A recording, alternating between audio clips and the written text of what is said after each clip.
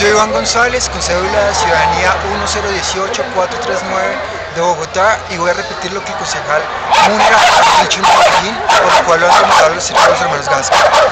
Quiero hacer un llamado muy respetuoso a la alcaldía de Envigado y al circo de explotación, subyugación y maltrato animal Gasca, a que retiren la publicidad engañosa que vienen a Medellín. A Medellín no vienen.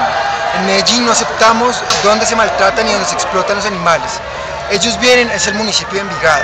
Que los municipios vecinos no quieran trabajar en pro del bienestar animal, como lo ha hecho Medellín, siendo ciudad pionera en Latinoamérica en el tema, es muy triste. Pero que adicionalmente incentiven espectáculos donde se maltrata y se explotan animales, eso sí es una absoluta vergüenza.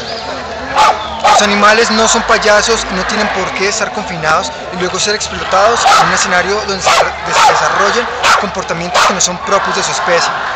Una invitación a los ciudadanos de Envigado y de Medellín: no asistan a espectáculos con animales. El Circo del Sol ya nos demostró la ruta. Circos animales, Envigado, qué vergüenza.